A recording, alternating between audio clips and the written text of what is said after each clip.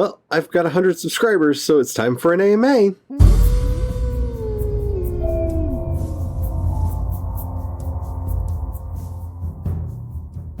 Hello, and welcome back to my channel. My name's Charlie. You might know me better as sci-fi fantasy writer C.E. Dorsey, but let's be honest, recently, I'm just writing dark urban fantasy, like a lot of it, and it's like borderlining on horror, but that's not what we're here to talk about today.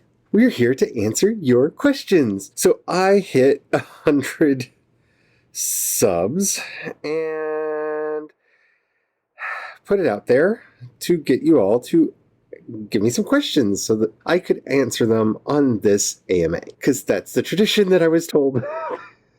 To follow. So I've got my phone, which is why I'm going to be looking down periodically so I can look at your pretty questions and answer them. These are in no particular order. They're just in the order that I saved them on my phone so that I would be able to answer them for you today. And it doesn't tell me who sent them. So, sorry.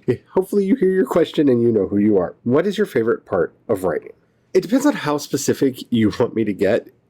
If I'm just being simple and straightforward, it's just telling the story. I like writing. I like the experience of drafting. Drafting for me is one of the great joys in life. I get to watch my characters' lives and try to get as much of it written down as I possibly can before they go off and to do the next thing.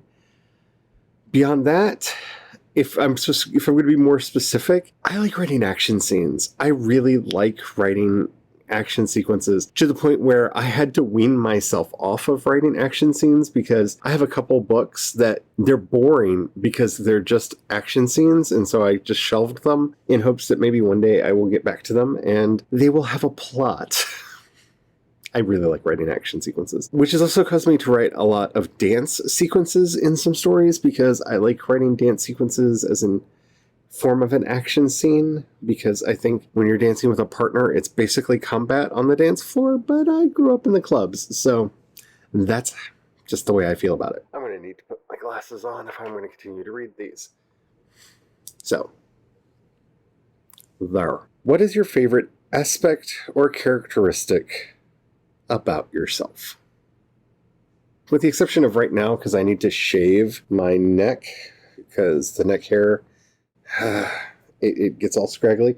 I love my hair. I don't think many people realize exactly how long and my hair is. I love my hair. It is my favorite thing about, it's seriously one of my favorite things about me. I love it a lot. This one's really hard for me to answer because you know I don't like thinking of myself in a positive light. I have to say though, and this is just because I hear it reflected back from you all, I love the fact that I have been able to learn to practice compassion well enough that I come across as a very compassionate, accepting person. Because that's kind of a life goal for me, is to just put as much compassion and love into the universe as I possibly can. So if I had to go into a deeper level, it would probably be that. I also like my really weird sense of humor and imagination.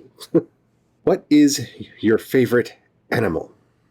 Okay, so this one is a tie because it depends on whether or not you call one an animal or not, because people get weird. I love dragonflies and I love tigers. I love them so much. My house is full of dragonfly stuff. I have dragonflies all around me, and I have tiger stuff all around me as well. I like tigers so much that if you know, were watching my live stream the other day, and I think the video that I shot that day, I also had it on. I had on my orange and black tie-dye shirt that my sister made for me, which she called my tiger tie-dye.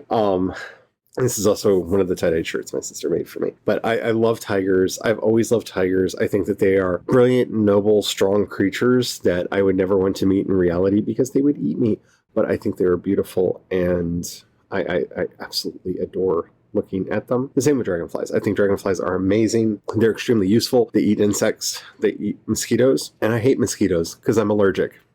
What are you most excited about in regards to sharing your story? I think the thing that's gotten me most excited about this is I have to answer this in two different ways. In sharing my personal story about how I've had to deal with a lot of things in my life, my problems with depression and dysphoria and all of that, is that people are seeing that they're not alone in this world and that there are other people out there like them. Because I know for myself, a lot of the mental health challenges that I've had with depression and dysphoria and the PTSD, you often feel alone, you feel isolated, and I'm really excited to try to reach out and get people to realize that they're not alone. As far as sharing my actual stories, I'm really excited about a lot of the fiction that I'm doing right now, particularly because I have just embraced the weird aesthetic that you can see getting born in some of my earlier works. You can kind of see it in Shine, like Thunder. You can kind of see it in The Chain, and it's not available anywhere. And I gotta find out. I'm gonna be putting it up online soon. My Faraoon stories were kind of the first place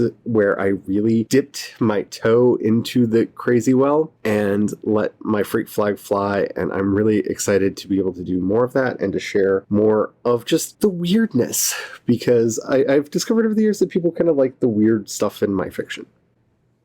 And I love writing it. I almost didn't answer this one. And I know who asked me this one. And I'm not going to put you on the spot by saying your name, though you're probably going to leave a comment outing yourself down in the comments, because I know you. Why are you so amazing? You just wanted to see if you could make me blush by asking that. Are you happy now? See the rosy? See the rosy cheeks? You did it. Okay. If I am, and I would argue vociferously on this topic, as you well know, if I am at all, I would say it's because of the lifetime of being bullied and suffering. And, I have knee pain and back pain, and I was a very sickly child. And so I know what pain feels like. I know what it feels like to be hated and abused and all of that by everyone around you. So that forged me into a person that never wants anybody to feel like that around me. If your question isn't flawed in its initial intent, I guess that would be the answer. I feel trapped by that one. You know who you are. All right. Where did you find Bob? Did a particular book necessitate an external-internal editor? So if you don't know, this is Bob. Bob is a skull that lives on top of a gargoyle that lives outside of my brain. Bob is my external-internal critic. Where did I get Bob? The gargoyle was a gift from a friend, and the hubby found this beautiful, I think really well-detailed plastic skull, though I've often wanted to repaint the eyes and the nose so that they're less shiny, to give it more of a sense of depth, but a much more matte color in there to make it look like they just go off into the cavernous pit. Was there a book that brought it about? Yes. When I was working on The Chain, I had a lot of thoughts inside my head, and I really did think when I was writing that book that it was going to be the last book that I ever wrote, that it was going to be the book that ended my career. I had to get myself to a place where if it was the last thing that I ever wrote, that I was fine with it, that I was okay with it, and that I would just be there and let it go. And we were watching The Dresden Files, the TV show based on the books. Bob on the show really cracked me up. It's like the little voice inside my head that always tells me that I'm doing the wrong thing. And I started calling my inner critic Bob. I put the skull on top of the thing and it reminded me of Bob from the show. And every time that little voice came inside my head that was like, this is just too much, this is too far, I would yell at him. Would just yell at him and get it out of my system. That is how Bob was born. It really was the dark witchcraft of me writing a story about, witchcraft and fairies and needing to get over myself. How many books have you finished compared to how many you've zero drafted or plotted out? Okay, I did some looking into this. Okay, I have 9 books published right now, and that includes the extant Fate's Harrow, which I was doing under contract. My Faraoon series is also not published anywhere, so that would bring it up to 10. I have 3 books sitting in a hopper right now that are done, so that's an additional 3, so that brings us up to 13. I wrote 4 books before my first book was published, so that brings me up to 17. Then on top of that, I have an entire 7-book series that I have outlined that I would love to write that I probably never will write because it's completely outlined from beginning to end. So,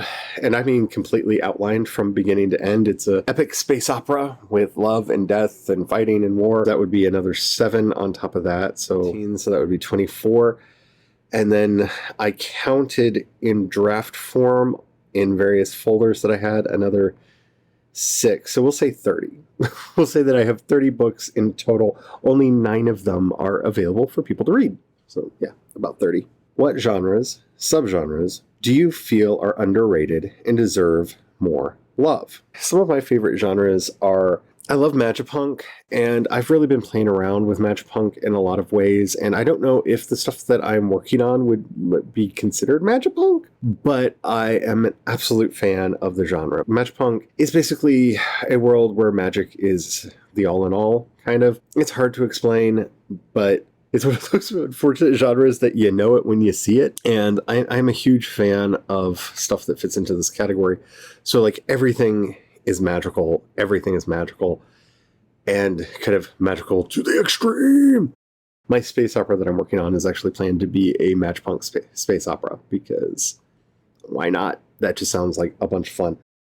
I also love wuxia, and a lot of people don't know what wuxia is until you start naming like some classic movies in the genre, like The Flying Guillotine, The Legend of the Drunken Master, the Legend movies starring Jet Li, Crouching Tiger, Hidden Dragon, House of Flying Daggers, Hero, also starring Jet Li. For most Western audiences, wuxia is a literary genre in China, and it's also a film genre, and it's basically Chinese martial arts fantasy. I'm a huge fan of the movies. I have read quite a few of the books in fan translation because there's not a lot of them available in translation, though The Legend of the Condor Heroes is currently being translated into English, and book 1, A Hero Born by Jin Yong, is out. So you can read that if you want to get an idea of what wuxia is. It's hard for me to call it an underrated genre just because it's so big in China and a lot of the world. Lastly, for a brief period in the late 90s, early 2000s, there was this genre of supernatural horror cozy mysteries that I absolutely love and have always thought that I would write someday. If you want to try to hunt down the best one of these, like my favorite, and you can guess why, it's written by Neil Gaiman. It's called A Study in Emerald, and it's basically Sherlock Holmes in the Cthulhu mythos kind of a story. It's really good. It's really good. There were a bunch of them back in the day. It kind of went away, which is sad because the idea of these like cozy mysteries, but with like Lovecraftian horrors in the background. And next question. What is one genre you don't care to write, and why? Well, my favorite genre, if I'm being honest, my absolute favorite genre is space opera. And if I could live exclusively in space opera, I probably would. And I mean that full out. Like, I want mad adventures, I want space wizards, I want ships fighting each other. Like, I grew up on this, from some of the later Deathstalker movies to Krull, reading all manner of books in that just like crazy world. I also really like, I don't know what to call it. I generally call it like angsty teen supernatural fiction. It's basically soap operas with horror and urban fantasy mixed in. That's kind of where I'm living right now, is bouncing back and forth between the two of those. The genre that I don't care to write in, and why? Well, one is contemporary. I've said this before. I've tried writing contemporary stories and gotten feedback that they were so unrealistic that I needed to tone them down. And I'm just like, but dude, that was my life. That really happened. I just changed the names. The other genre that I will avoid like the plague is thriller. I have tried a couple times to try to do thrillers. My mind doesn't work like that. Those are the questions that were sent in, and I hope that I answered them to the best of my ability. I'm really excited about this. I thought it would take a year for me to get to this place. I thought it would take a year for me to get to 100 subs on YouTube, and it didn't. You all are amazing. I never thought that. I just didn't think this would happen. I really didn't. So my next goal is 500 by the end of the year, because I don't know what's realistic anymore. I really don't know what's realistic anymore, because this was my year goal, and I've hit it already. That may be outlandish. I may never hit it. I might hit it. I don't know.